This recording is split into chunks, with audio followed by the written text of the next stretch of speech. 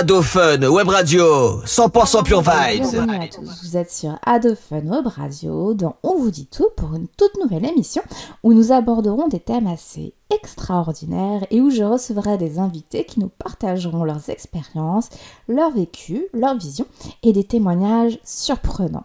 Ce soir, notre invitée est Perle Louise. Perle est une médium pure qui a plusieurs capacités dont l'une d'entre elles est la communication avec les défunts et la purification de lieux hantés. Véritable pont entre le visible et l'invisible, elle nous partagera dans quelques instants son expérience. Et comme chaque lundi, nous terminerons l'émission en musique avec la playlist découverte. Spéciale chanson inspirante. Pour nous écouter, c'est toujours en tapant www.adofun-webradio.com ou via l'appli gratuite Adofun Web Radio pour tablette et smartphone. Sans plus attendre, nous allons tout de suite découvrir le témoignage extraordinaire de Perle Louise. Bonsoir Perle, merci d'être notre invitée ce soir.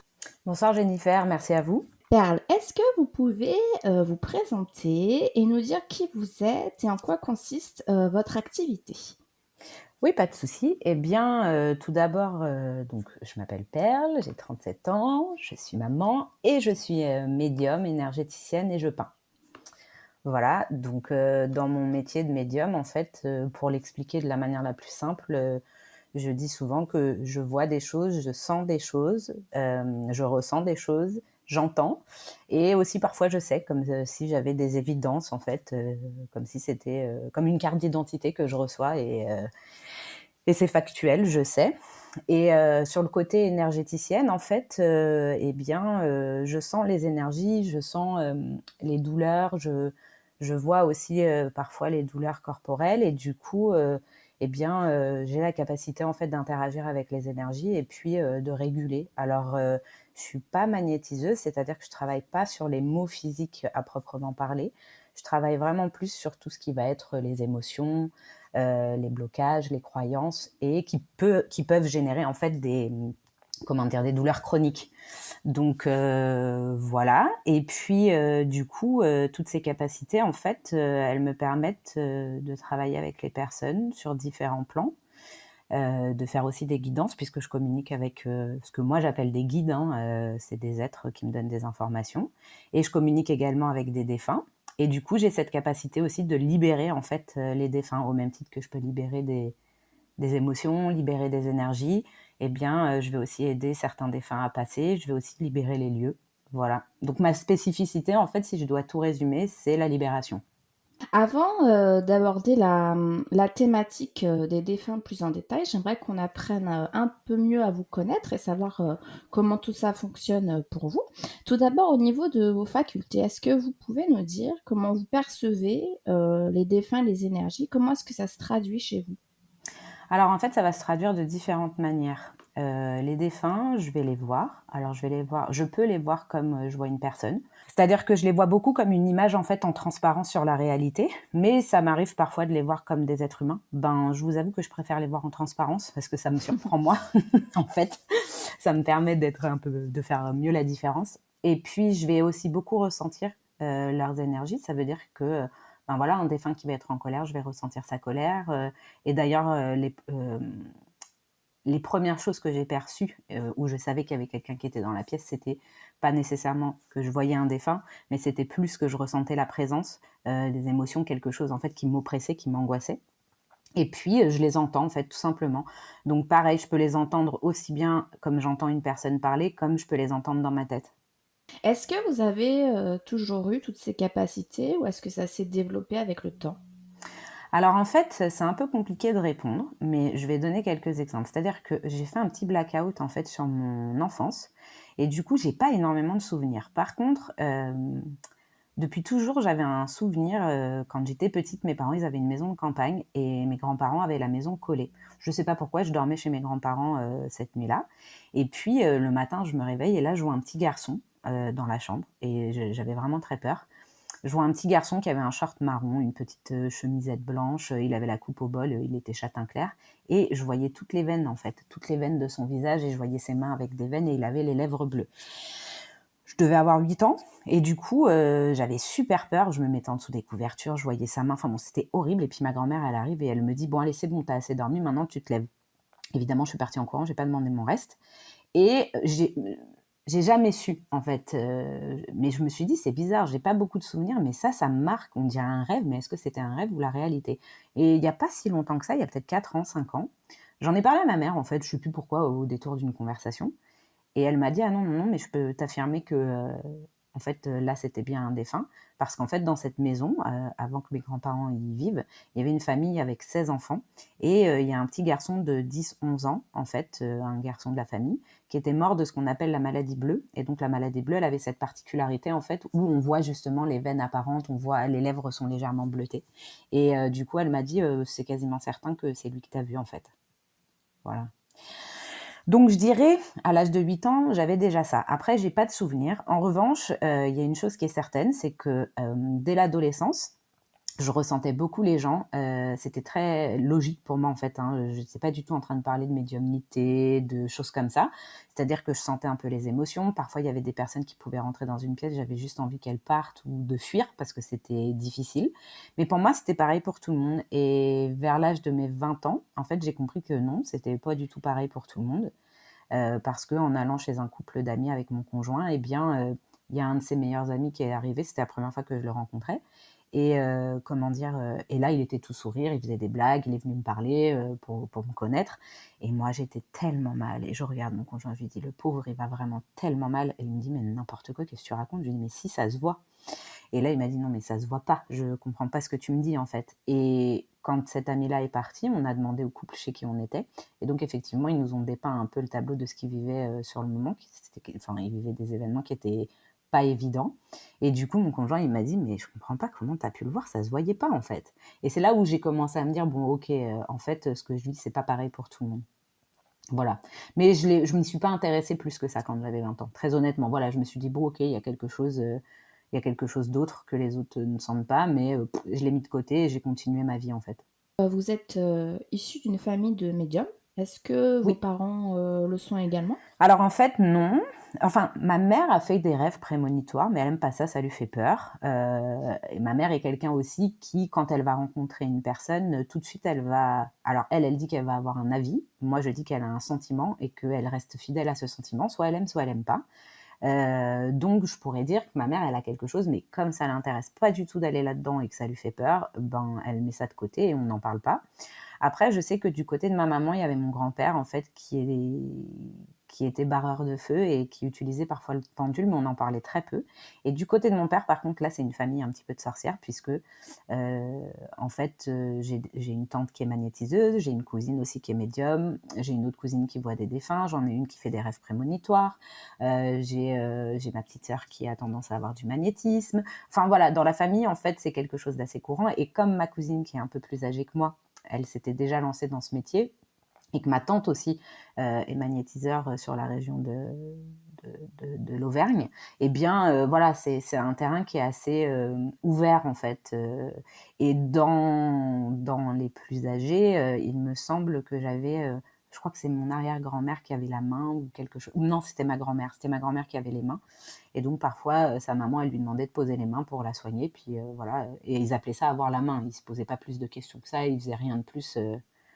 Rien de moins, quoi. Mais c'est vrai que dans ma famille, il y a quand même une ouverture, sur les capacités spirituelles, assez impressionnante, en fait. On est quand même, plusieurs. Et du coup, est-ce que vous en parliez, plus jeune, plus librement à votre famille, à votre entourage? Est-ce que c'était peut-être plus facile pour vous de vivre, ces expériences? Non, parce qu'en fait, plus jeune, c'était assez contradictoire. C'est-à-dire, j'en parlais pas, parce que bon, voilà, je faisais des petits trucs avec ma cousine. Il y en a une qui tirait des fois les cartes, et cetera. J'ai acheté pas mal de livres. Je me suis rendu compte, quand j'ai commencé à plus m'intéresser, à mes capacités, en fait, je me suis rendu compte que j'avais déjà une bibliothèque bien fournie, des livres que j'avais achetés dans tous les sens, mais que j'avais même pas lus. Et pourtant, du coup, j'étais bien contente de les avoir parce qu'à un moment donné, j'ai souhaité les lire. Mais en fait, oui, on pouvait en parler assez librement. Moi, je me sentais pas concernée. Très très honnêtement, je me sentais pas concernée parce que ce que j'avais la sensation de vivre, pour moi, c'était la normalité, en fait. je me posais pas de questions. Je sais pas comment vous dire, c'était intégré à mon fonctionnement et du coup, pour moi, c'était pareil pour tout le monde. Bon, comme je vous dis, après, je me suis rendu compte que non, mais vraiment, c'était pareil pour tout le monde. Et aujourd'hui, avec le recul, évidemment, il y a plein de choses que je regarde où je me dis: «Ah oui, d'accord, OK, là, c'était ça, bah, là, c'était ça, là, c'était ça». Mais à l'époque, je me posais pas toutes ces questions, j'essayais pas de mettre des mots ou de comprendre quoi que ce soit parce que pour moi, c'était ma logique, en fait. C'est naturel. Et est-ce que vous aviez, même si c'était pour vous naturel, des peurs ou des appréhensions par rapport, à ce que vous perceviez et viviez? Oui, j'avais hyper peur de tout ce qui était, les défunts et surtout à l'âge de 14 ans, en fait, j'ai perdu, une tata, qui est décédée d'une maladie, enfin bon, maladie du sang, qui était pas détectée, donc moi j'avais 14 ans et en fait le soir, bon j'ai refusé d'aller à son enterrement, c'était très difficile et le soir en fait quand j'ai été dans ma chambre, je lui ai dit: «Mais tata, si tu m'entends, moi je veux que tu me fasses un signe». Enfin j'étais très malheureuse quoi et là en fait j'ai éteint la lumière et bon j'étais très bordélique, hein, donc je faisais mes devoirs par terre, il y avait des feuilles partout et il y avait un tas de feuilles en fait, en dessous d'une équerre, parce que je faisais des maths je crois et en fait la feuille elle a tourné en dessous de l'équerre. Donc, il n'y avait pas de fenêtre ouverte, il n'y avait rien. Donc, j'ai eu tellement peur que je n'ai pas dormi dans ma chambre pendant 4 ou 5 jours. Et ça me faisait vraiment très, très peur. Ça, c'était vraiment quelque chose qui me faisait peur. D'autant plus que parfois, en fait, je me sentais suivie dans mes escaliers. Des fois, je montais en courant. Mais je ne faisais pas nécessairement le rapprochement qu'il y avait quelqu'un derrière moi.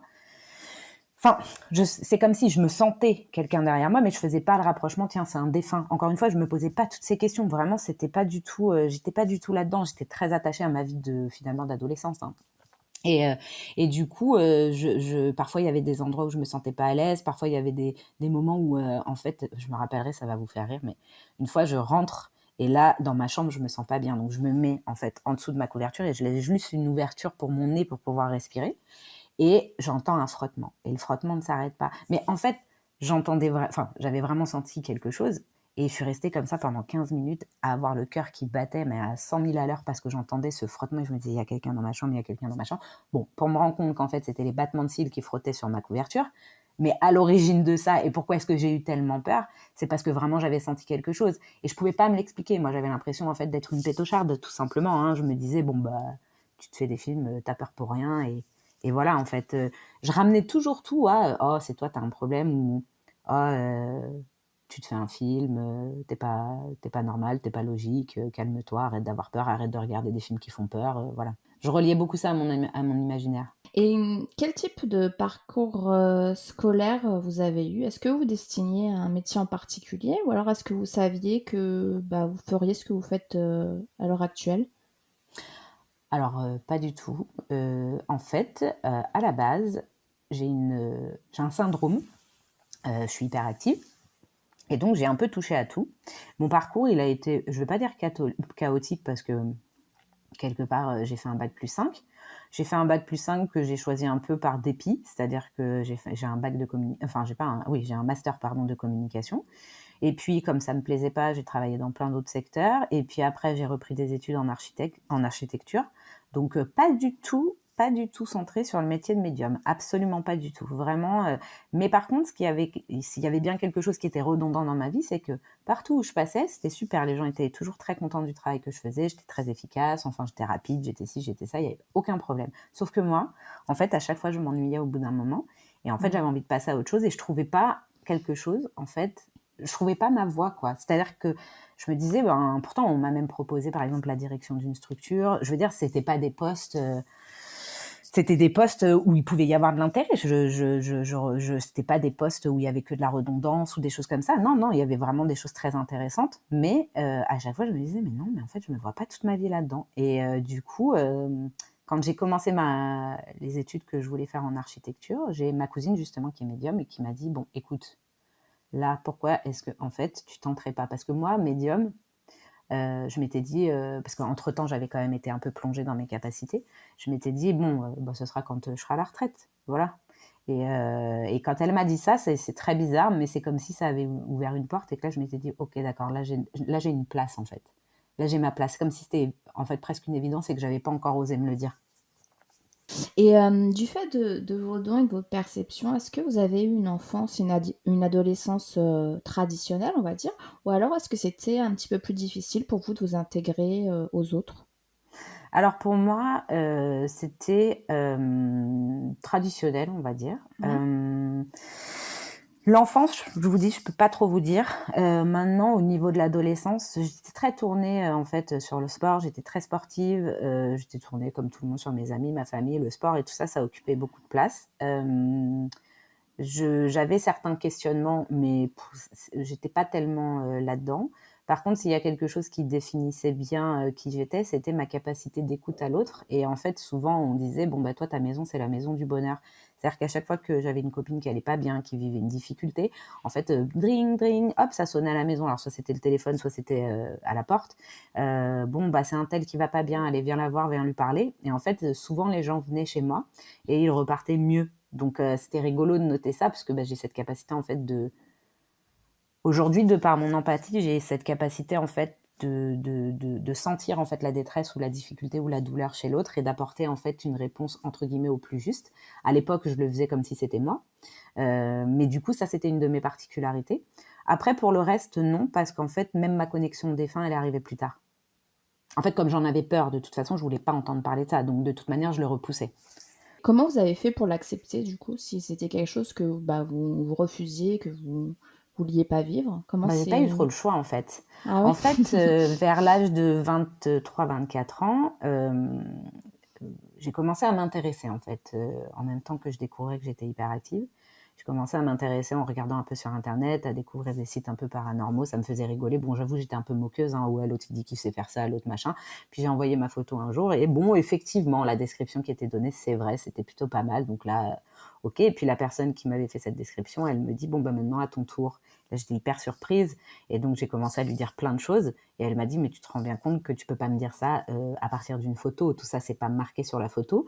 Donc là, ça a éveillé ma curiosité, j'ai commencé à m'y intéresser. Forcément, quand j'ai commencé à m'y intéresser, en fait, ça a ouvert la porte. Alors qu'avant, j'y prêtais aucune attention, je m'attardais pas du tout sur le sujet et je passais mon temps à repousser ces sensations qui pouvaient me déranger parfois.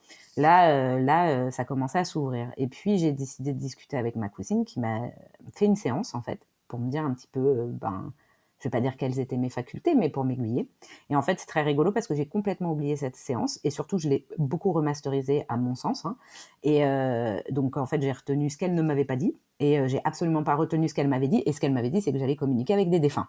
Donc pour vous dire à quel point j'étais vraiment dans le déni, je ne veux pas. Et en fait, c'est très rigolo parce que je marche comme ça, hein, j'ai un esprit qui peut parfois vraiment partir dans le déni. J'ai commencé à aider des gens par internet, un peu pour voir jusqu'où j'étais capable d'aller et donc je leur demandais une photo et de rien me dire et j'ai commencé à voir en fait des présences et des défunts sur les photos. Mais pour moi, je disais toujours à ma cousine: «Non, non, je vois pas les défunts puisque en fait je les vois sur des photos, je les vois pas». Enfin, je veux dire, voilà. Ce qui est complètement, bien évidemment encore du déni et pas du tout juste. Et puis, du coup, elle a commencé aussi à prendre l'habitude parfois quand elle avait des consultations où elle se questionnait, de m'envoyer des photos et de me demander si je voyais quelqu'un derrière et puis moi je lui répondais: «Ah bah oui, il y a un tel qui dit ça, qui fait ça, qui machin, bon, OK».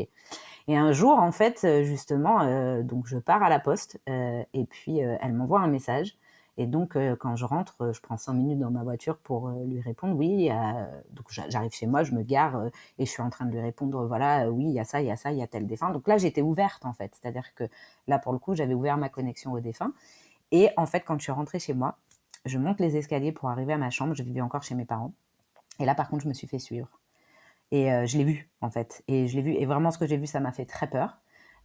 C'est-à-dire que c'était une jeune fille alors pour donner une image de à quoi elle ressemblait, c'était un peu comme dans Le Cercle, vous savez, le film de la jeune fille qui sort un petit peu du puits là, la tête baissée avec les cheveux devant le visage et la chemise de nuit plein de boue. Bah, c'était exactement ça et elle me suivait, en fait, collée à mon dos jusqu'à ma chambre. Donc là, en fait, j'ai eu, vraiment très peur. J'ai fermé la porte, ce qui ne sert strictement à rien, mais bon, bref, réflexe et en fait, elle m'a vraiment perturbée pendant 3-4 jours. J'ai demandé à ma cousine de venir parce que je demandais à ma petite sœur, de venir me chercher pour aller aux toilettes qui étaient au premier étage. Moi, j'étais au deuxième, donc je lui demandais de venir et de me raccompagner dans ma chambre. J'avais du mal, enfin bon, c'était terrible et puis elle venait, elle m'agressait, enfin voilà et puis en fait, c'est devenu ma colocatrice parce que j'ai commencé à voir son histoire. Elle m'a montré des morceaux d'histoire de ce qui s'était passé pour elle. J'ai même essayé de faire des recherches sur internet parce que c'était quelqu'un qui avait été enlevé, qui avait été tué et visiblement, elle me disait que sa famille, ils avaient jamais retrouvé son corps. Donc elle m'a montré un peu. Donc j'ai cherché, mais bon, je suis pas enquêtrice dans l'âme. Du coup, et puis elle, en fait, ça lui a fait du bien, en fait, que je sois dans cette écoute. Ça lui a fait du bien que je m'intéresse à elle, que j'écoute sa douleur, que j'écoute tout ça. Et puis, je sais pas, ça a duré comme ça 3-4 mois. Donc, des fois, quand moi j'étais pas bien, je rentrais le soir, elle rentrait, elle était là, elle m'attendait, elle me consolait. Et puis, quand elle avait besoin, j'étais là. Enfin, c'était vraiment devenu ma colocatrice. Puis un jour, elle a disparu. Et là, j'ai été très perturbée. Et puis, en fait, j'ai appelé ma cousine. Elle m'a dit oui, elle est passée. Je savais même pas ce que ça voulait dire passer, hein, très honnêtement. Je lui dis comment ça, passer, passer où? Elle me dit elle est partie, ça y est, elle est en paix. Je dis mais comment ça? Mais moi non, je veux pas qu'elle parte en fait. Elle me dit en fait, la relation que vous avez eue, ça lui a tellement fait du bien qu'elle a enfin pu trouver son chemin, sa paix, quoi. Donc encore aujourd'hui, quand j'en parle, elle me ment, quoi. C'était vraiment, en vrai, c'était la première personne défunte que j'ai vue, et avec qui j'ai établi un lien, avec qui j'ai établi une communication et avec qui s'est passé beaucoup de choses en fait. Et est-ce qu'elle vous a donné son nom? Non. Est-ce que vous aviez des éléments sur elle pour la retrouver, sa Non, en fait, famille, non? j'avais son visage, j'avais un peu des éléments, j'avais regardé un peu des cartes. Je sais qu'elle a été enterrée et que c'était rempli d'eau, donc je me disais peut-être un faux lac ou peut-être un puits, je sais pas. En fait, dans ma manière de fonctionner, je reçois quasiment jamais des noms et des prénoms et je suis même pas capable de vous dire pourquoi. Par contre, je suis capable de vous décrire le défunt dans son moindre détail. Donc après, c'est vrai que dans la vie de tous les jours, je retiens très difficilement les noms et prénoms. Je suis très visuelle. Donc est-ce que c'est pour ça que ça se passe comme ça, ou est-ce que parce que je fais un blocage, j'en sais rien. Mais du coup, non, justement, j'aurais bien aimé avoir ce nom, ce prénom, mais non, je fonctionne pas comme ça, mais même encore aujourd'hui, hein. Et dans votre vie de tous les jours, comment ça se passe? Est-ce que, lorsque vous êtes chez vous, vous êtes, sollicité, de la même façon par des défunts? Ou lorsque vous sortez vous balader? Ou est-ce que quand vous allez chez des gens, par exemple, vous les voyez? Ou est-ce que vous pouvez, aujourd'hui fermer la porte et couper sur commande vos perceptions si vous voulez être un peu tranquille et vivre une vie entre guillemets, «normale»? Alors aujourd'hui, dans tout ce qui concerne les défunts, je ferme la porte. C'est-à-dire que, si, je décide pas d'ouvrir ou s'il y a pas quelque chose qui m'amène à m'ouvrir, par exemple qu'on me parle de défunts ou quoi qu'est-ce, je ferme la porte. Ça a pas toujours été le cas, et c'est hyper, difficile à vivre. C'est-à-dire qu'au tout début, j'étais ensevelie et j'avais mis des stratégies justement pour, éviter d'être ensevelie. Donc je dormais plus, par exemple, la télé éteinte, voilà, enfin, j'avais mis plein de choses en place parce que des fois, il y avait des défunts à la queue leu-leu à mon lit. Oui, on m'a dit que vous pourriez m'aider. Non, mais au secours, laissez-moi dormir. Et puis, c'est un homme gris pour le coup, parce que c'était un homme noir, mais bon, avec la mort, son corps était gris, avec un œil qui sort. Il s'est tiré une balle dans la tête, il est en slip. Et là, on se dit, waouh, mais non, en fait, il est minuit, laisse-moi tranquille, j'ai peur. Donc, en fait, à la fin, je mettais ma télé pour avoir mon attention fixée sur la télé, pour pas justement que autre chose puisse attirer mon attention. Aujourd'hui, si je peux dormir dans une maison blindée de défunts, c'est pas moi qui m'en rendrai compte forcément, sauf si vraiment c'est trop pesant. Mais je ferme et je m'ouvre quand je décide. Et quand la personne en question a dit: «On nous a dit qu'on pouvait venir», qui leur a dit qu'ils pouvaient venir vous voir? Un autre défunt, en fait. Ils peuvent se voir entre eux? Certains, ouais. En fonction de leur état, en fonction de leur niveau, enfin en fonction de leur niveau, j'aime pas parler comme ça, mais en fonction du stade où ils en sont, ils peuvent se voir, pas tous, ils peuvent pas tous se voir tout le temps, mais quand ils ont à peu près la même fréquence, en fait, on va dire la même vibration, ils peuvent communiquer les uns avec les autres. Et du coup, c'est le cas. D'ailleurs, un jour, au tout départ, quand c'était un petit peu trop intempestif dans ma vie, j'étais dans ma chambre et là, je dis: «Bon, c'est bon, j'en ai marre. Maintenant, ceux qui ont besoin d'aide, OK, les méchants là, ceux qui m'embêtent, ceux qui me» voilà, et là, je suis très correcte avec vous parce que j'étais un peu plus vulgaire, on va dire. Vous vous barrez quoi, je veux pas entendre parler de vous. Et donc je me remets à bosser, à travailler et sur mes cours. Et là, je vais pour aller aux toilettes. Quand je regarde les escaliers, je vois, mais je sais pas combien de défunts et je me dis: «Mais qu'est-ce qui se passe?» Donc j'appelle ma cousine et là, je lui dis: Là, en fait, je comprends pas ce qui se passe». Et elle me dit: «Mais qu'est-ce que tu as dit?» Je lui dis: «Mais j'ai rien dit, je suis dans ma chambre en train de travailler». Elle me dit: «Si». Elle me dit: «Moi, on me dit que tu as dit quelque chose». Et je lui dis, et donc je lui répète la phrase que j'ai dit. Et là, elle rigole, elle me dit, oui, t'as dit à ceux qui avaient besoin qu'ils puissent rester, qu'ils puissent venir, et ceux qui t'embêtaient, qu'ils partent. C'est ce qui se passe, tous ceux qui ont besoin, ils sont là. Ah ouais, d'accord, ok. Donc après, j'ai fait très attention aussi à ce que je disais, parce que là, je sais pas, il y avait 30, 40, 50 défunts. Donc voilà, mais ça, c'était quand c'était très intempestif. Aujourd'hui, vraiment, je décide de m'ouvrir ou je décide de me fermer. Vous êtes en couple, je crois, et vous avez Oui. un enfant. Est-ce que votre Oui. conjoint est également médium?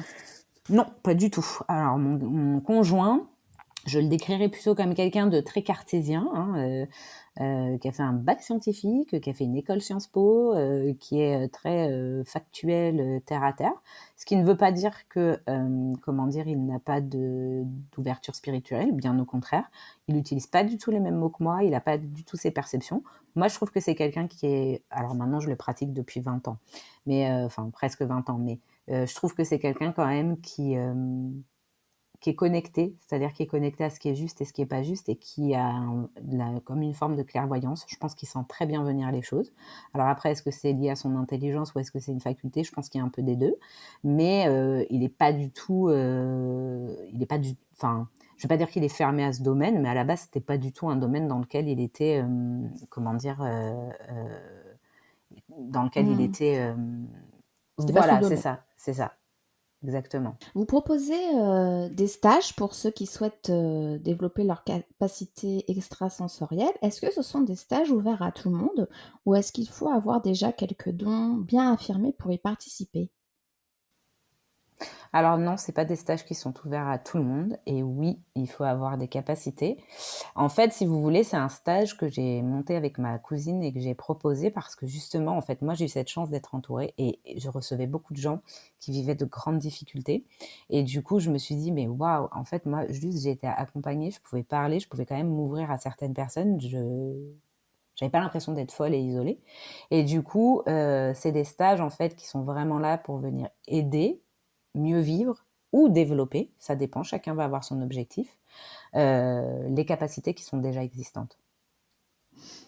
Donc ça peut être, je sais pas, ça va être certains, ils vont justement avoir une connexion avec des défunts, d'autres ça va être de la voyance, d'autres ça va être du magnétisme. En fait, là pour le coup, on met pas de prérogative sur l'aspect de la capacité. Par contre, oui, c'est vraiment tourné vers des personnes qui en ont, parce que l'objectif du stage, c'est d'aller se plonger dedans. D'accord.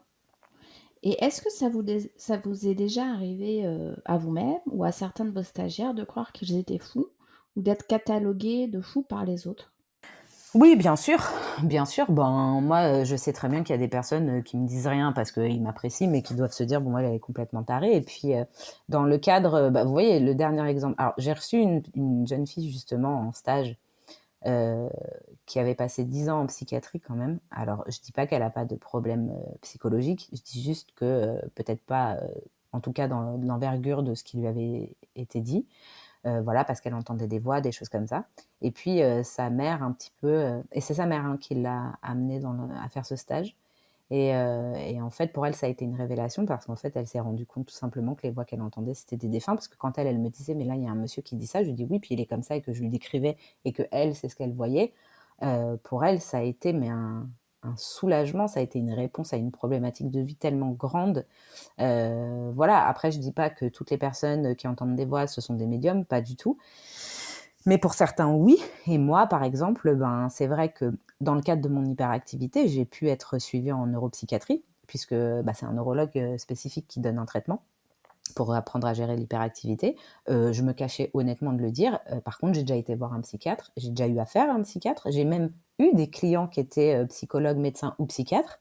Ça va, je sais que je suis pas folle, ça va, du coup. Mais par contre, c'est vrai que aujourd'hui, vous voyez, il n'y a pas très longtemps, j'ai dû retourner parce que tous les ans, je suis obligée d'aller voir un neurologue pour avoir une ordonnance initiale du traitement. C'est un traitement particulier.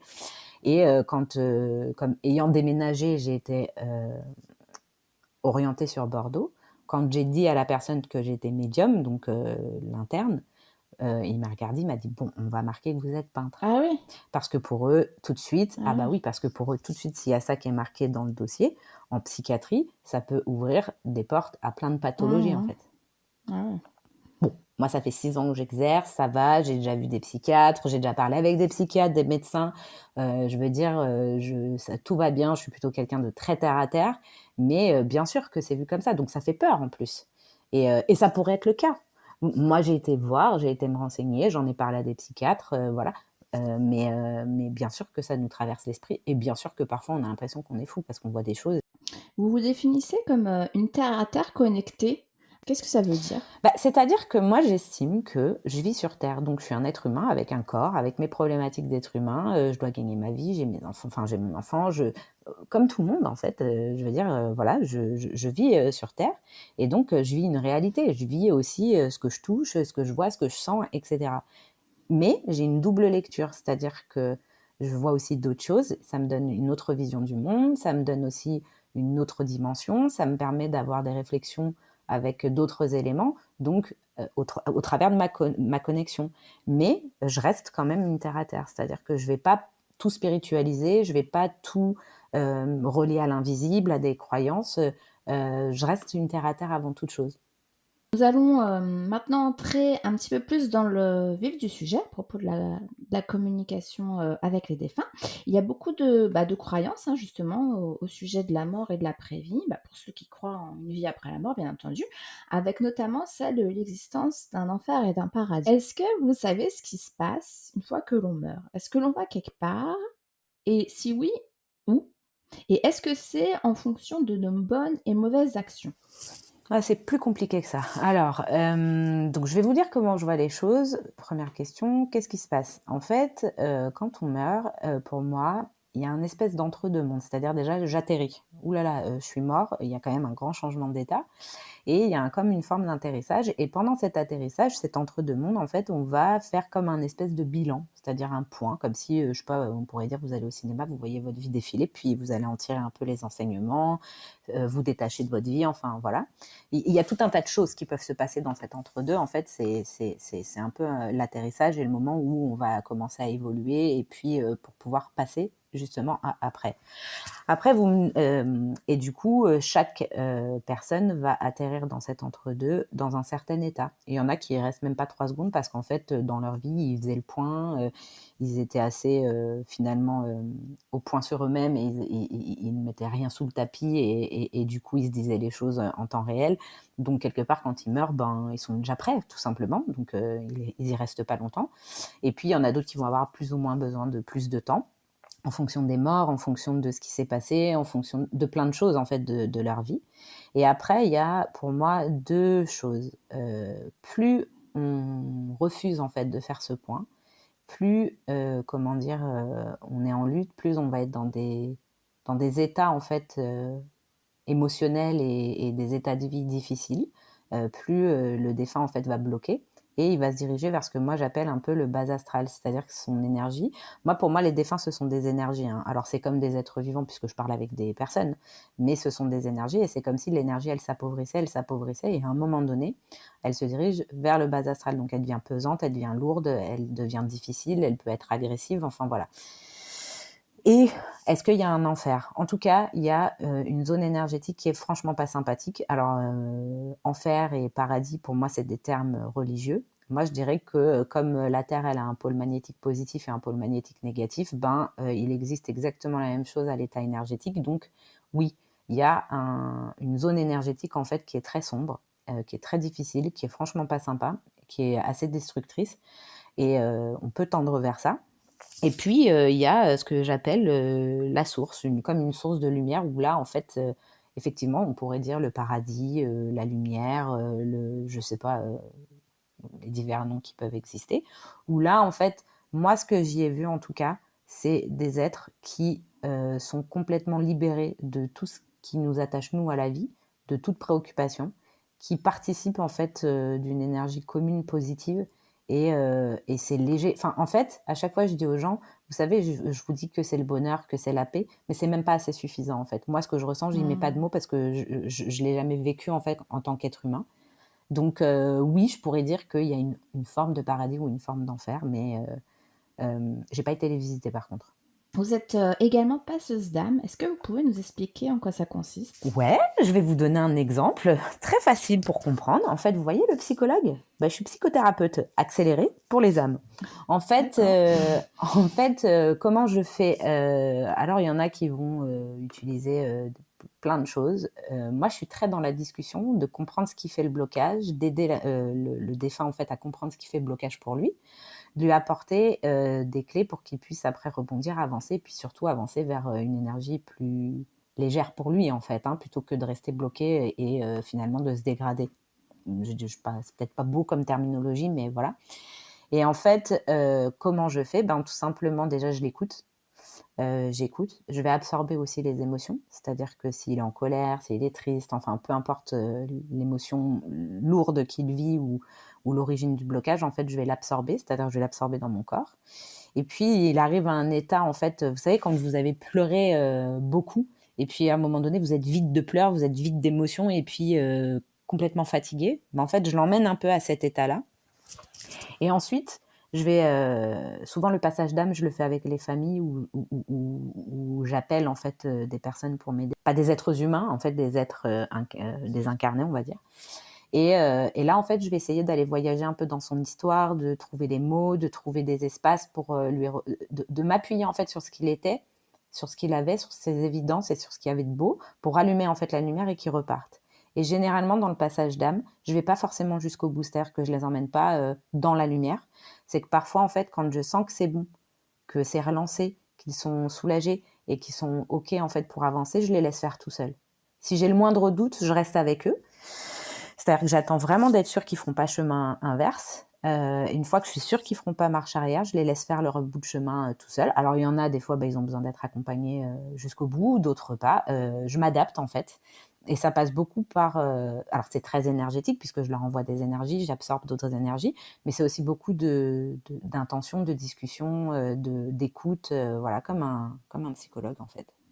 Mais est-ce que c'est pas mauvais pour vous d'absorber des énergies lourdes au final? Puisque vous dites que vous absorbez Ah, leur colère, enfin, des choses comme ça. Parce que comment après c'est à moi d'avoir une hygiène pour Ah ouais, justement ensuite moi-même vous me purifiez? séparer, exactement, me séparer de Ouais. ces énergies et puis de retrouver mon énergie propre en fait. Donc oui, j'ai certains rituels, j'ai certaines protections aussi. Et ça, en fait, dans ce passage d'âme-là dont je parle, c'est vraiment le passage d'âme avec des âmes en peine pour qui on a la capacité de faire quelque chose. Après, dans le passage d'âme, il y a aussi la partie avec des êtres où il n'y a pas la possibilité d'obtenir quoi que ce soit ou de faire quoi que ce soit. Donc là, par contre, je passe un petit peu plus par la force. C'est-à-dire que là, On peut les je forcer? leur laisse pas le choix. Ah bah oui.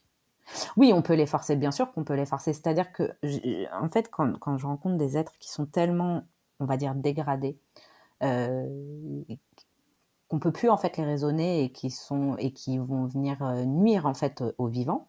Hmm. À partir de là, je leur dis toujours, voilà, moi, si vous nuisez aux vivants, donc soit vous choisissez de faire un chemin, soit de toute façon, je ferai en sorte que vous soyez plus là.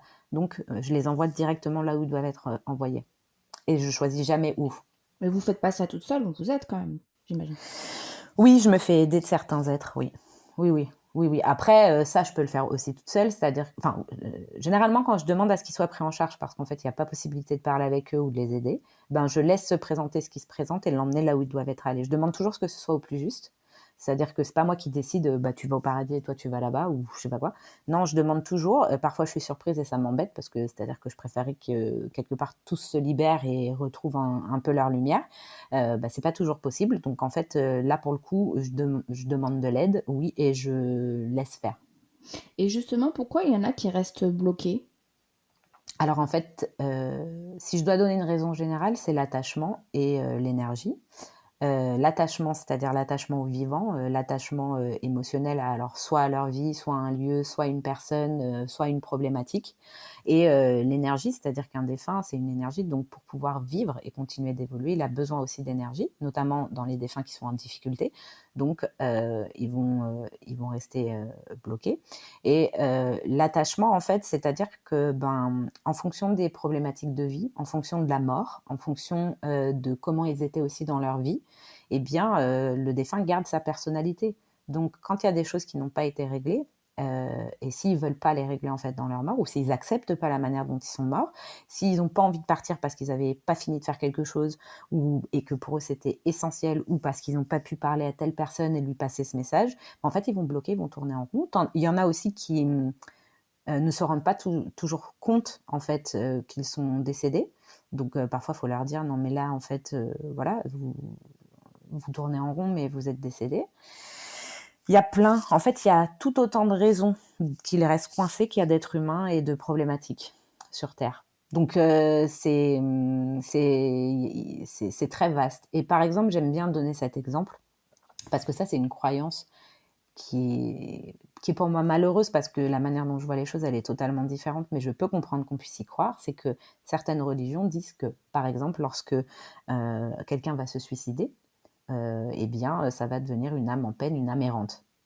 Moi, je peux vous assurer que j'ai parlé avec des suicidés qui dansaient la Macarena et qui étaient absolument heureux d'avoir fait ce geste et libérés, et c'était tout à fait leur place. C'est très bizarre de dire ça, au même titre que j'ai parlé effectivement avec des suicidés qui s'étaient rendus compte trop tard que c'était pas la solution, c'était pas la clé, et qui devaient gérer ça de l'autre côté. Donc en fait, il y a tout autant de possibilités dans la mort qu'il y a d'êtres humains et de problématiques sur Terre.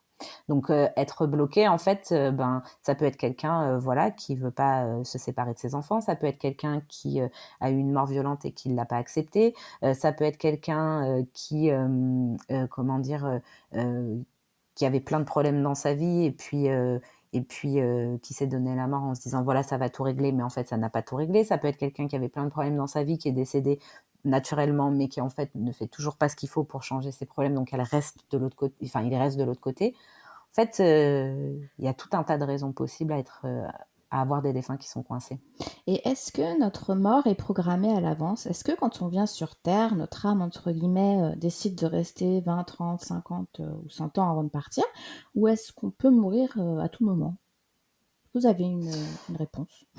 Alors, moi, j'aime pas le destin, mais j'aurais tendance à dire que oui, il y a une programmation, plus ou moins précise. C'est-à-dire que c'est pas un chemin, une ligne droite tracée. Pour moi, il y a aussi les choix et les éventuels autres choix que l'on fait qui vont interférer, intervenir et venir faire évoluer justement cette, comment je pourrais dire ça, cette date de mort. Enfin, c'est très moche de dire ça comme ça, mais qui peut venir l'accélérer comme la reculer. Mais ça, enfin, oui, on me dit que oui, il y a quand même on va dire un point final qui est quand même relativement fixé. Et est-ce que personnellement, vous croyez en la réincarnation? Complètement. Je travaille beaucoup sur l'âme, c'est-à-dire que je fais beaucoup de soins de personnes en fait, ce qui inclut donc le chemin de l'âme. Et dans le chemin de l'âme, il y a différentes vies, dans différents lieux, dans différentes dimensions. Donc oui, je crois tout à fait à la réincarnation, même si vraiment au départ, j'y croyais pas du tout. J'y croyais pas du tout. Et aujourd'hui, j'y crois parce que j'ai vécu des choses et parce que je l'ai vu.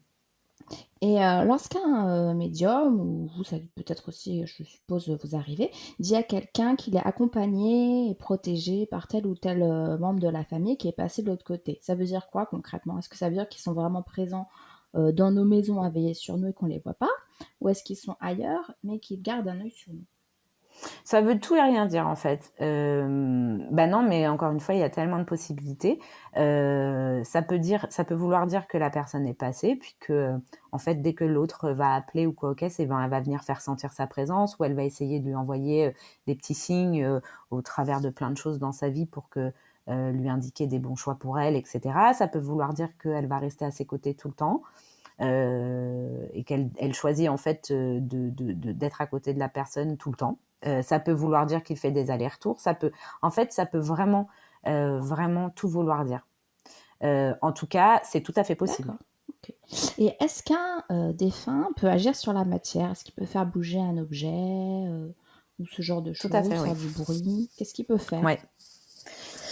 Oui, et oui, ça demande beaucoup d'énergie. Mais oui, bien sûr, un défunt, c'est une énergie, et nous, notre corps physique, c'est de l'énergie. Sauf que c'est de l'énergie tellement condensée que ça en fait un corps physique. Mais oui, bien sûr, ils peuvent avoir suffisamment d'énergie pour intervenir sur enfin, dans notre réalité et mettre des sons, faire bouger des objets, mettre des coups dans le mur. Enfin, ils peuvent nous faire sentir plein de choses et faire plein de choses. Ouais. On voit beaucoup de choses effrayantes dans les films d'horreur où il y a des esprits. Est-ce qu'un défunt peut nous faire du mal physiquement? C'est rare, mais oui. En fait, un défunt, à partir du moment où il a une énergie suffisante, alors au-delà même de l'énergie suffisante pour intervenir sur le physique. Moi, j'ai déjà, enfin, quelqu'un que je connaissais, qui était quelqu'un de très perturbé et tourmenté, on va dire, et qui n'avait pas toujours fait des jolies choses dans sa vie. Après, c'est quelqu'un que j'appréciais quand même, hein, c'est pas la question, mais qui avait un comportement un peu extrême et qui perdait pied. Et il avait une entité qui s'était accrochée à lui. Et un jour, il s'est quand même réveillé avec une morsure sur le crâne, dedans. Bon, il avait le crâne rasé. Mais il ne pouvait pas se la faire tout seul, en fait. Donc oui, bien sûr. Mais après, c'est très exceptionnel. C'est pas des choses qui arrivent tous les jours. Maintenant, un défunt, il peut aussi être dérangeant parce que ça, c'est le côté qui fait peur dans les films. La réalité, elle est tout autre chose. Ce qu'il y a de plus courant, c'est qu'un défunt qui est lourd, qui est difficile ou qui est nuisible, oui, il va agir sur nous, il va agir sur notre fatigue, il va agir sur notre sommeil, il va agir sur nos humeurs, il va agir aussi sur notre santé, parce qu'à un moment donné, il va nous prendre de l'énergie, il va se nourrir de notre énergie, donc on n'a plus notre énergie pour nous-mêmes, et du coup, progressivement, on s'éteint, ou c'est plus difficile le matin, où on a moins l'esprit clair, où on ne comprend pas, des fois on a des sautes d'humeur, il y a des changements, il y a plein de choses qui peuvent interférer en fait dans notre énergie et oui, ils ont cette capacité-là. Et justement, pourquoi il y a des gens qui ont des entités collées ou attachées à eux? Pour quelles raisons? Alors, ça peut être tout simplement parce que, alors par exemple, tiens, je vais en profiter pour passer un super message. Par exemple, le spiritisme. Ouais. Pour moi, il faut fermer la porte à cette pratique, surtout quand on n'est pas accompagné d'un médium, et même si on est accompagné d'un médium, très honnêtement, je le ferai pas, parce que là, ça ouvre les portes des bas-fonds. Alors ouais, c'est super, on va avoir des messages, hein, on va avoir des choses surprenantes qui peuvent se passer, mais on ne sait pas qui c'est, on ne sait pas c'est quoi, et surtout, on ne sait pas ce que ça peut faire. Et moi, j'ai vu des choses terribles, donc ça, je le déconseille. Ça peut être une raison, par exemple. Voilà, on fait une séance de spiritisme, et puis depuis, il se passe des choses bizarres dans notre vie. C'est peut-être un signal. Ça peut être parce que tout simplement, en fait, on n'est pas bien dans notre vie, ou parce que voilà, on a une faille. Alors une faille énergétique, c'est quoi? C'est tout simplement, je sais pas si ces derniers temps, voilà, avec le Covid, je suis plus fatiguée, je suis plus triste, et puis je commence à faire une petite dépression parce que c'est pas facile à vivre, etc. On est plus atteignable en fait. Et donc il y a certains défunts qui vont capter ça et qui vont venir en fait s'accrocher et se nourrir. Ils marchent en correspondance avec nos énergies, ils vont capter quelque chose qui les intéresse chez nous et hop, ils vont venir s'accrocher. Ça peut être parce que c'était des défunts qui étaient aussi dans une maison ou à côté d'un objet ou attachés à un objet. Puis du coup, nous on vient dans la maison, donc du coup ils vont venir un petit peu nous embêter parce qu'ils sont pas contents ou parce que ça leur plaît pas, parce que ça peut très bien se passer aussi, hein, ils peuvent être très contents, hein, mais il y en a qui ça plaît pas. Ça peut être beaucoup de choses en fait. En réalité, ça peut être parce qu'on travaille dans un milieu, par exemple, qui va être très très chargé, et puis à un moment donné, il y en a un qui va décider de s'attaquer à nous parce qu'il y a quelque chose qui lui a plu dans notre énergie, ou parce qu'il a senti quelque chose dans notre énergie qui pouvait lui apporter, et paf, il va s'accrocher. Et est-ce que vous avez des messages par rapport à la situation que l'on vit actuellement avec le Covid et le confinement? Est-ce que vous avez eu des messages de l'invisible? Ouais. Est-ce que vous pouvez nous dire un petit peu? En fait, j'ai eu du mal à l'accepter, mais parce que j'ai un peu du mal avec les messages comme ça, mais j'ai toujours l'impression de passer pour le gourou, donc j'aime pas ça. Du coup, je fais encore comme d'habitude le déni et je fais non, moi je vois rien. Là, c'est pas vrai. Oui, j'ai eu des messages. En fait, ce que l'on m'a montré, je vais vous donner une image très simple, hein. Ce que l'on m'a montré, c'est qu'aujourd'hui, on vit vraiment une période de tumulte. Bon, ça, je pense qu'il n'y a pas besoin de me dire pour le comprendre. Ça va pas aller en s'arrangeant pour l'instant, et ça risque d'être encore compliqué pendant un bon moment, et pas que à cause du Covid. Et en fait, c'est comme si il y a plusieurs personnes qui sont en train de s'éveiller. Vous voyez, avec ce que vous êtes en train de faire, ça permet d'éveiller aussi les autres à une hypersensibilité, comme une espèce de connexion un peu instinctive, c'est-à-dire que on vous inspire, on vous insuffle des choses, on vous montre en fait un horizon. On ne sait pas exactement, on ne voit pas ce qu'il y a dans cet horizon, mais on vous montre une espèce de chemin qui va vers, avec cette hypersensibilité, cette hyperconnexion, comme si, et que chacune de ces personnes connectées allait reconnecter chacun à sa propre connexion, en fait, comme s'il y avait un éveil qui était comme une toile qui est en train de se tisser, en fait. Et que ça passera par des êtres particuliers, mais qui iront éveiller d'autres êtres, qui vont éveiller d'autres êtres. Et puis, au bout d'un moment, ça va permettre aussi de retrouver un certain équilibre et surtout de changer, en fait, la société dans laquelle on vit. Alors, c'est un peu bizarre dit comme ça fait un peu super... pour moi, c'est très clair, c'est-à-dire que quand on me le montre, c'est très clair, je le vois, c'est comme si je vous disais, ben voilà, vous avez une bougie, vous allez aller allumer de par votre attitude et parce que dans votre vie, vous êtes connecté, vous avez une certaine spiritualité, vous avez une hypersensibilité, ben vous allez inspirer d'autres gens qui vont du coup allumer leur propre lumière, qui vont aller inspirer d'autres gens, qui vont... Voilà, c'est comme si on me montrait ça, mais que en fait, ça va encore durer un peu, la difficulté. Ouais, mais c'est pour quelque chose de mieux derrière. Mais je sais que ça va aller. Voilà. Mais c'est pour quelque chose de c'est mieux pas du derrière. positif. Mais de mieux pour ceux qui seront là, mais avec beaucoup de difficultés, mais nécessaires. En plus de communiquer avec les défunts, vous effectuez également des purifications de lieux. Est-ce que vous pouvez nous dire dans quel type de lieu vous intervenez et nous expliquer en quoi ça consiste?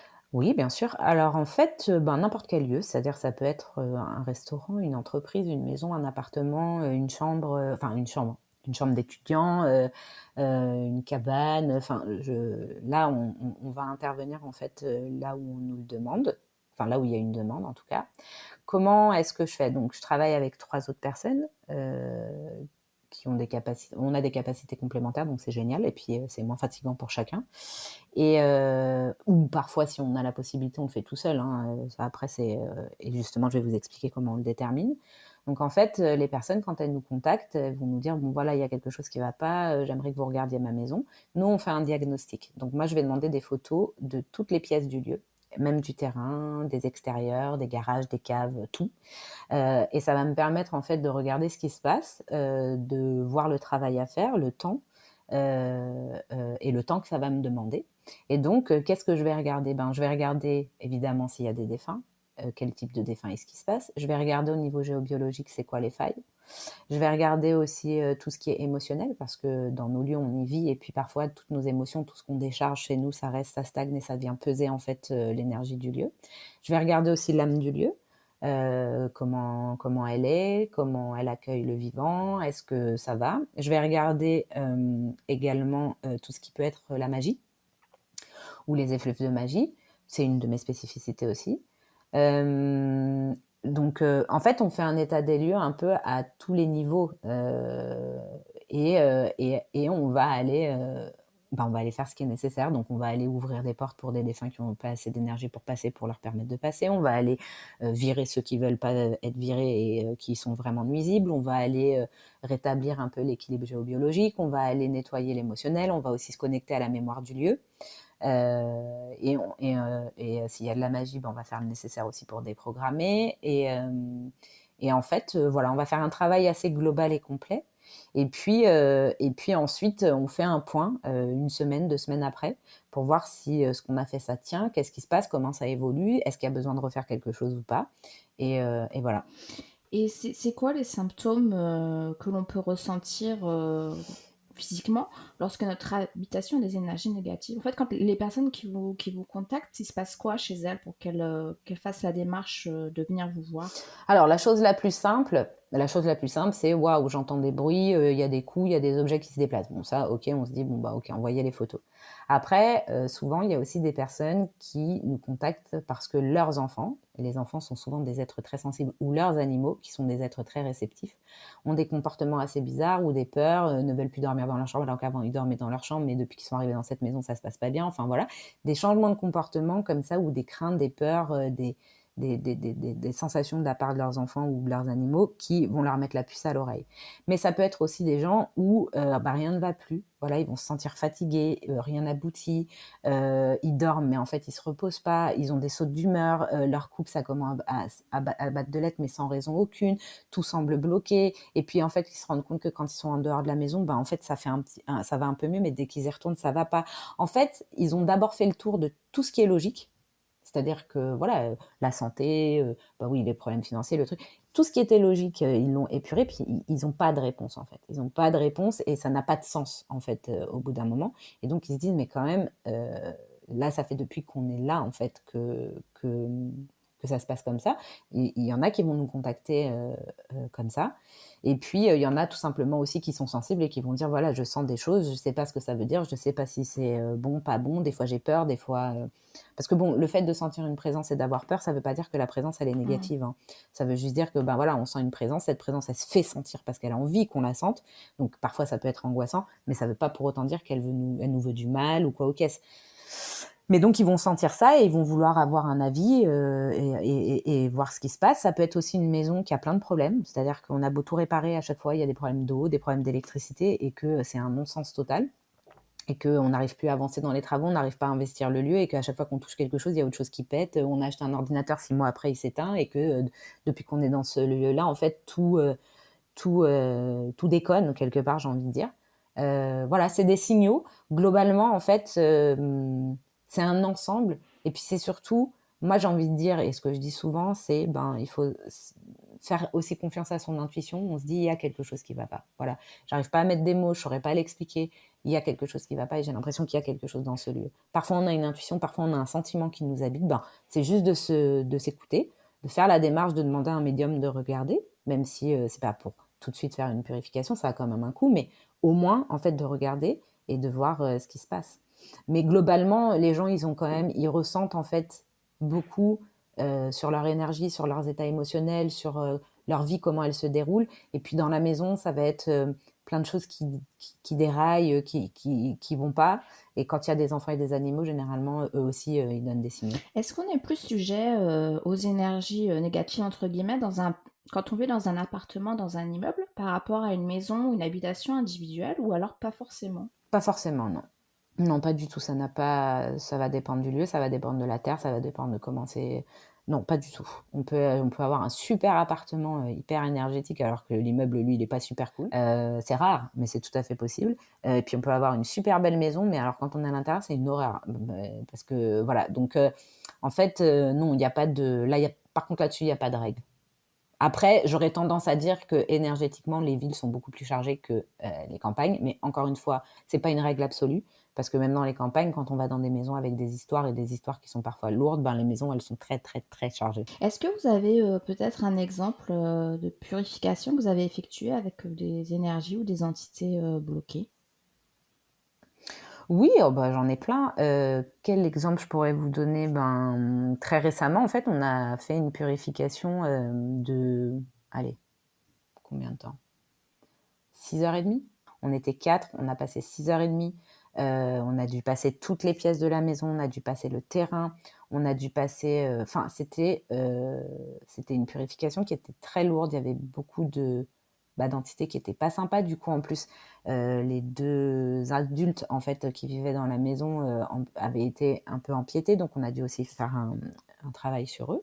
Et ce qu'il y a de rigolo, alors après, je vais pas rentrer dans tous les détails, mais il y avait des défunts qui étaient complètement perdus et puis il y en avait mais partout, ça grouillait de partout, c'était impressionnant et surtout, comment dire, des défunts qui étaient vraiment dans une grande souffrance en fait. Et en fait, eux, dès qu'on a eu fini la purification, ben, c'est marrant, ils ont recommencé à investir leur espace alors qu'ils avaient abandonné, ils n'y arrivaient pas. Et ce qu'il y avait de rigolo, c'est qu'on leur disait, la première chose qu'on leur a dit, en fait, c'est, mais on comprend pas en fait ce terrain parce que c'était super beau, c'était en pleine nature avec un terrain verdoyant magnifique. Mais alors par contre, je disais, mais c'est pas possible, il n'y a pas d'énergie, le terrain il est vide. Bon, il y avait eu de la magie, il y a eu plein de choses, donc on a fait tout le travail, mais le terrain il était complètement mort. Et en fait, la première chose qu'elle nous a dit, la dame, quand on a fait le diagnostic, c'est, j'ai beau mettre mon potager, des plantes, n'importe quoi, il n'y a rien qui prend, tout meurt et pourtant j'ai la main verte. Et donc, la première chose qu'elle est partie faire en fait après la purification, c'est justement d'acheter une plante. Et en espérant évidemment que bah, voilà, ça y est, c'est bon, enfin mes plantes, elles vont pouvoir, enfin je vais pouvoir me faire le joli jardin dont je rêve, parce que tout ce qu'elle mettait en place, en fait, ça mourait. Voilà, après en purification de lieux, j'aime bien en citer une qui était assez parlante. J'avais ma meilleure amie en fait quand j'allais chez elle, donc encore une fois toujours fermée dans ma tête. Son fils pleurait des heures et des heures. Et donc un jour je me dis bon, Et je les vois, ils étaient avec des cernes noires, ils n'en pouvaient plus. Moi, j'étais arrivée à 8h. Le petit, il était 11h, il pleurait encore. Et je sais pas, il avait 2 ans. Hein. Et là, je m'ouvre et je vois un papy complètement en panique, qui a été complètement excité. Donc, je dis à ma copine, bon, écoute, je vais faire quelque chose. Elle me dit, bon, surtout, t'en parles pas à mon copain, parce que lui, il avait peur de ça. Donc, je dis, oui, je lui fais un soin magnétique à distance. Et je me suis mis contre le mur. Et en fait, j'ai commencé à faire ce qu'il fallait. Donc, à parler au papy. Il y avait aussi une entité qui était pas très jolie. Je l'ai poussée, je l'ai virée. Et le petit s'est endormi en 2 minutes. Et on est revenu après, parce que dans la maison, il y avait d'autres choses. Mais ce qu'il faut savoir, et c'est pour ça que je dis, dans ce milieu-là, c'est un peu particulier, c'est que moi, je suis rentrée chez moi un peu tranquille. Et justement, tout à l'heure, vous me demandiez, mais est-ce que vous, c'est pas néfaste pour vous? Ben si, ça peut l'être, surtout si je fais pas attention à moi et si je mets pas les bonnes protections. Donc moi, je suis rentrée chez moi. Et puis pendant une semaine, j'ai fait les montagnes russes, j'étais pas bien. Mais comme à cette époque-là, j'étais un peu émotive, j'étais pas forcément bien dans mes pompes, je me suis dit, bon, ok, c'est dans ma vie, ça va pas, ça va passer. Et un matin, je me lève, je descends boire mon café, et là, j'entends taper dans le mur. Bon, ok, je me retourne, rien. Je me remets à laver ma tasse, bim, ça retape dans le mur. J'avais des voisins, hein, donc ça pouvait être les voisins. Je monte dans ma chambre, je me mets à travailler. Tous les livres posés à côté de mon lit, qui étaient très bien posés, qui n'avaient pas du tout lieu de tomber, sont tombés. Donc là, je me dis, tiens, bon, ok, je remets les livres. Et puis, j'avais 2 mansardes. Et là, j'entends un balabam dans la mansarde. Je me dis, mais c'est quoi le truc, quoi? Et du coup, je regarde dans la mansarde. Et bon, il y a un truc qui est tombé. J'y avais pas été. Ok, très bien. Donc là, je commence à me dire, bon, vous n'allez pas commencer à me chauffer, vous me laissez tranquille. Et le soir, je me sentais pas bien. J'ai dit, bon, je vais danser. Et là, je me suis rendu compte que moi, j'étais accrochée. Et que ce qui m'avait accrochée, c'était ce qu'il y avait chez mes amis. Parce que je m'étais pas protégée. Donc, il m'a dit, bah, très bien, je pars. Par contre, puisque tu m'as fait ça, tu vas payer. Et donc, il s'est accroché. J'ai tout de suite appelé quelqu'un pour me faire aider, évidemment, parce que je ne me sentais pas la capacité. Il y a des choses qui sont pas très sympathiques. Et même moi, hein, je peux en avoir fait les frais parfois. Bon, maintenant, je suis un peu plus vigilante, mais ça peut encore m'arriver. Et surtout quand je fais des purifications, c'est là où il faut être le plus vigilant, en fait, parce que c'est là où on dépense le plus d'énergie. C'est là où aussi, souvent, il y a des choses qui sont très lourdes et très chargées, que ce soit purification de lieu ou purification individuelle. Parce que je fais les deux, en fait. Et comment vous y prenez pour purifier les lieux? C'est des prières, vous envoyez de l'énergie? Enfin, vous avez quoi comme Ça va méthode? être... alors moi, je fais pas de prière. Parfois, je peux utiliser des bougies ou l'encens si ça va aider à alléger. C'est beaucoup, je vais intervenir, je vais poser des intentions, je vais discuter avec les défunts, quand c'est les défunts. Si de la géobiologie, énergétiquement, en fait, je vais envoyer des énergies, je vais poser des intentions. Je travaille aussi avec des êtres spirituels qui m'aident. Donc, je vais appeler, en fait, ce qui va m'être utile, hein, comme on pourrait appeler un ange, voilà. Bon, moi, j'ai des êtres particuliers. Vous êtes guidé, en fait? Enfin... Oui? Non, Non? je sais pas si je suis... Enfin, oui et non. C'est-à-dire que, en fait, je me laisse porter et en fonction de en fait, je priorise en fonction de ce qui m'attire en D'accord. premier. C'est-à-dire que si, par exemple, je me dis, oh là, j'ai vu un défunt, mais qu'il y a un autre truc qui m'appelle et que j'arrive pas à me l'enlever de la tête, ça veut dire qu'il faut que je commence par là-bas, donc je vais là-bas. Après, en fait, c'est vraiment comme un dialogue, en fait. C'est comme quand vous parlez avec une personne, vous êtes capable de lui répondre parce qu'il vous a posé une question et puis lui, il va rebondir sur ce que vous dites et vous allez rebondir. C'est un dialogue constant entre la maison, les énergies, tout ce qui se passe et on essaye, en fait, d'apporter. Et en fait, en fonction de l'attitude, en fonction de la problématique, on va soit passer par la prière, effectivement, soit on va appeler des êtres, soit on va négocier, soit on va parler, soit on va envoyer des énergies bienveillantes, soit on va en fait, on va mettre en place tout un tas de choses.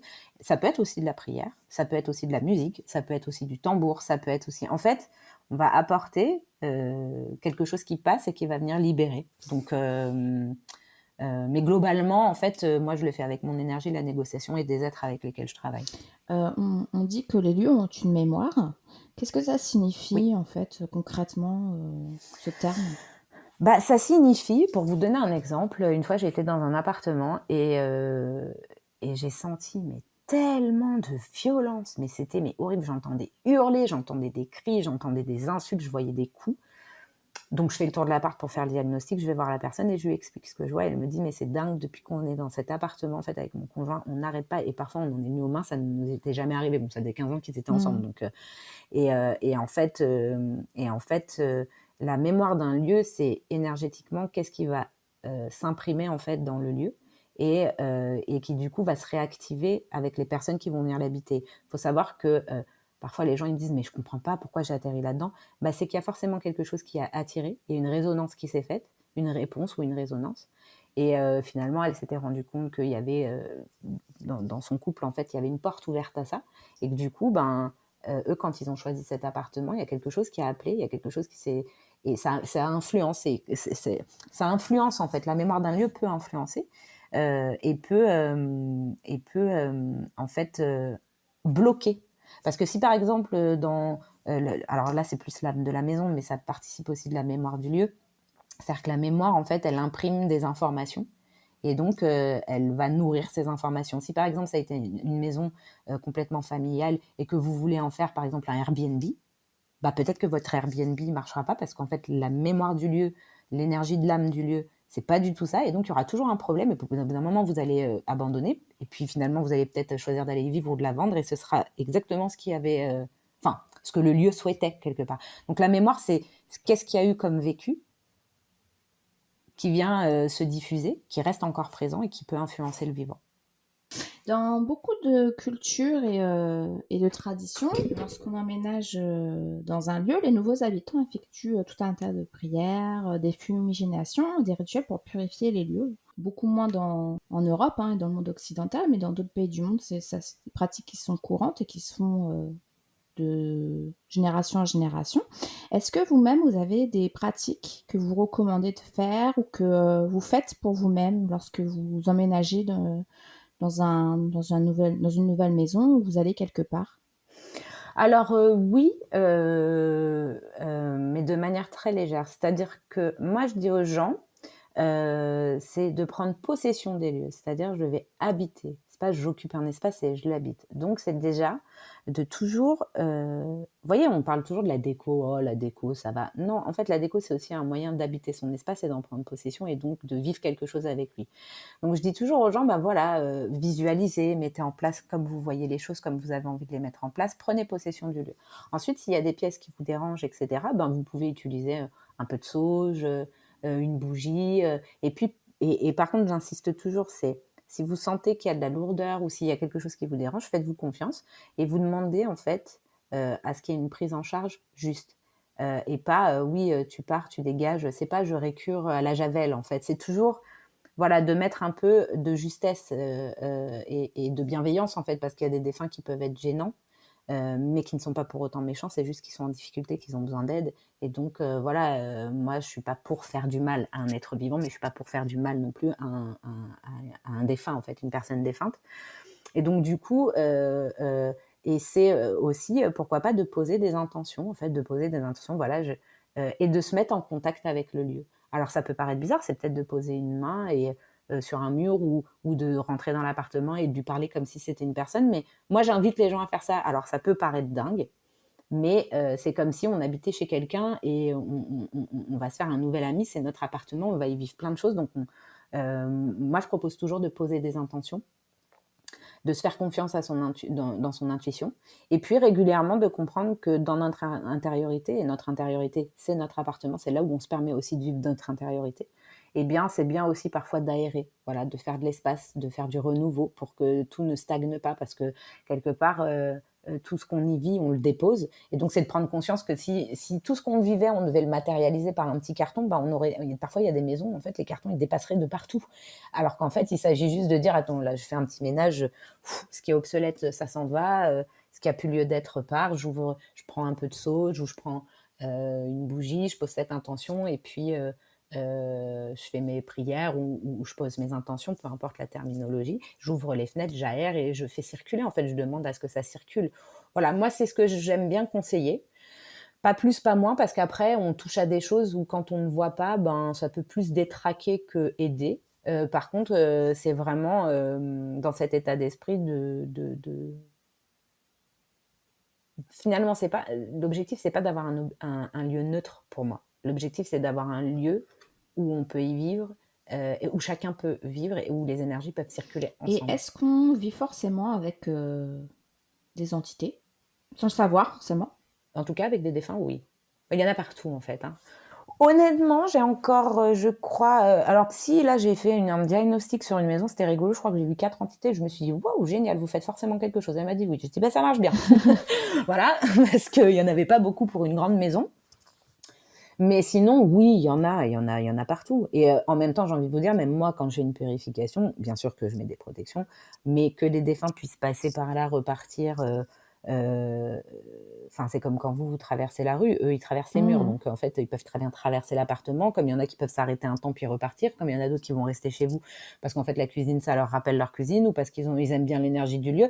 Mais tant qu'ils ne sont pas gênants, en fait, pour moi, c'est pas gênant. Mais oui, on vit quasiment tout le temps avec des défunts. Et est-ce qu'ils nous voient comme nous, on voit notre environnement, ou est-ce qu'ils ont une vision différente? Ce qu'ils voient, ce qu'ils ont envie de voir, en fait. Ils ont une vision plus grande. Alors, ils m'ont jamais montré ce qu'ils voyaient avec leurs yeux, mais je pense que ils peuvent nous voir comme comme on se voit nous. Mais ils ont aussi une vision de notre intériorité, c'est-à-dire que c'est comme si en fait, eux, ils pouvaient se brancher à tous nos ressentis, tout ce qu'on est en fait. Et donc du coup, ben c'est pour ça que moi, par exemple, quand je parle avec un défunt, j'ai pas besoin de lui parler à voix haute. J'ai pas, en fait, c'est comme si je mettais une connexion à lui et du coup, ben j'ai pas, enfin, je parle dans ma tête, je lui dis des phrases, je pose des intentions, mais j'ai pas forcément besoin de le dire à voix haute. Et eux, c'est pareil, en fait, ils voient notre intériorité. Avant même, et c'est d'ailleurs à ça plus qu'ils s'attachent qu'à ce qu'ils voient à l'extérieur. Ouais, heureusement, hein, parce que moi, il y en a plein qui sont déjà venus me voir dans ma douche, quand j'étais aux toilettes, voilà, c'est-à-dire quand je vais avoir un rendez-vous, ah bonjour, je suis le prochain. Ouais, non, mais alors là, je suis dans la douche, on va attendre un petit peu, hein, voilà, merci, mais non, merci. Et voilà, et forcément, on se dit, non, mais là, je suis à poil. Lui, il en a rien à faire, en fait. Ma cousine, la dernière fois, elle a dit quelque chose de rigolo, parce qu'il y avait, alors rigolo, il y a un de ses clients qui était décédé, et malheureusement, et puis elle était sous sa douche, et puis il vient me voir, et il dit, j'avais toujours rêvé de faire ça, donc je suis venue. Et là, elle se dit, ok, donc déjà, première info, je suis toute nue sous ma douche, vous venez me voir et vous me dites ça. Deuxième info, bah en fait, là, ça veut dire que vous êtes mort, et quelques temps, peut-être 2 jours après, sa fille appelle, elle dit, oui, je sais, votre père est venu me voir. Elle me dit, c'est trop fort, il a toujours dit qu'il ferait ça. Donc, voilà, donc en fait, après vous dire, est-ce qu'il a vraiment regardé son corps nu sous la douche, j'en sais rien, mais en tout cas, mais oui, il nous voit, bien sûr qu'il nous voit. Et est-ce qu'il y a des objets en particulier ou des choses à effectuer pour avoir une énergie, une vibration plus haute dans sa maison, son appartement? Moi, non, je dirais plus justement de faire attention aux objets qu'on ramène, parce que chaque objet a son âme et que voilà, surtout pour ceux qui sont un petit peu brocanteurs, chineurs, etc. De faire attention à ça. Après, ça peut être sympa. Ben, en fait, voilà. Moi, j'ai pas de règles. En revanche, ce que je dis souvent aux gens, c'est que s'il y a quelque chose qui vous appelle et qui vous attire très fort, eh ben prenez-le, c'est pas pour rien. Je vous donne un exemple. La première fois que j'ai été dans un magasin d'ésotérisme, franchement, j'étais vieille. Je devais avoir 22-23 ans. Et donc je rentre, j'avais aucune notion de vocabulaire, de quoi que ce soit dans l'ésotérisme. C'était pas vraiment mon univers à cette époque. Et là, je vois une grosse bougie, quoi. Et je fixe. Alors, il y en avait plein, hein, il y en avait une centaine des bougies pareilles. En fait, c'est une neuvaine dont je parle. Et donc, je fixe sur elle et je me dis, c'est quoi ce truc? En même temps, elle m'appelle. Donc, je vais la prendre et je dis, ah, mais je sais pas ce que c'est, mais je sais pas, elle m'attire, j'ai trop envie de la prendre. Et le monsieur me dit, bah voilà, c'est une neuvaine. Je lui dis, mais c'est quoi une neuvaine? Donc, il m'a expliqué. Et donc, c'est un objet religieux quelque part, hein. Bah, je l'ai pris. Pourtant, c'est pas forcément ma religion, hein. Enfin, j'ai pas tellement de religion, mais du coup, je l'ai prise. Mais parce que vraiment, il y avait quelque chose qui. Et du coup, je l'ai utilisée comme il faut l'utiliser, cette fameuse neuvaine, et il s'est passé plein de choses. C'était juste extraordinaire. Donc, je sais pourquoi je l'ai prise. Et donc, j'ai envie de dire, bah, c'est d'agir un peu comme ça. Et de voir en fait ce qui nous parle, ce qui nous attire et ce qu'on a envie d'y mettre. Après, c'est pas la peine de trop surcharger, c'est pas la peine de se dire oui, mais on m'a dit que si je mettais ça. Non, faites à l'intuition. Faites à l'intuition. C'est vraiment la meilleure chose. Il y a des pierres qui peuvent être super pour calmer, par exemple, la labradorite, ça va être génial pour calmer, pour apaiser. Comment dire, la métiste aussi. Voilà, il y a des pierres comme ça qui peuvent être calmantes. Et puis, il y a d'autres pierres qui vont tenir un peu éloigné les mauvaises énergies, comme la tourmaline noire, etc. Mais voilà, c'est à utiliser avec parcimonie, dans des lieux particuliers. Et pour moi, c'est vraiment de privilégier, de privilégier votre instinct et votre intuition, sans surcharger, justement. Et pour conclure, est-ce qu'il y a quelque chose que vous souhaiteriez rajouter? Si je devais juste conclure, c'est de dire, parfois dans une maison, habitée ou quand on se sent suivi, on a très peur et la peur, ils adorent les défunts. Donc je vais pas vous dire de pas avoir peur, mais fiez-vous à qui vous êtes et à vos évidences et dites-vous que vous trouverez une solution quoi qu'il arrive. Donc finalement, combattez cette peur par le fait que vous n'êtes pas seul, que vous pouvez faire appel à des gens, que vous avez des capacités vous aussi à pouvoir dire stop et repousser ce qui est venu un petit peu vous ennuyer. Parce que c'est vrai que quand on vit une situation comme ça, c'est un petit peu difficile. Et ben, il y a toujours une solution. Et moi, je dis, ben, quand on sait ça et quand on se le dit, franchement, ça rassure et ça donne moins de pouvoir aux défunts ou aux énergies, en tout cas, qui nous ennuient un petit peu sur nous, en fait. Voilà, ça serait peut-être la seule chose que je dirais. Un grand merci, Perle Louise, d'avoir été notre invitée pour votre témoignage. Pour les personnes qui souhaitent en savoir davantage sur vous et ce que vous proposez, où est-ce qu'on peut vous retrouver et sur quel réseau on peut vous suivre? Eh bien, je suis sur Instagram, Perle Louise Medium. Je suis également sur Facebook, Perle Louise. J'ai aussi une page Perle Louise Medium Artiste sur Facebook. J'ai un site internet, perlelouise.fr. Et puis voilà, je mets de temps en temps des petites vidéos sur YouTube. Les réseaux sur lesquels je suis quand même le plus active, c'est Facebook et Instagram. Et donc là, on peut m'y retrouver plus facilement. C'est le moment d'écouter les artistes de la playlist découverte avec une sélection de titres inspirants. Nous partirons tout d'abord pour une balade en bateau avec Mélane, qui est un rappeur originaire de Toulouse, avec le titre Nouveau départ. Mélane qui vient tout juste de sortir un nouvel album qui s'appelle Angle mort.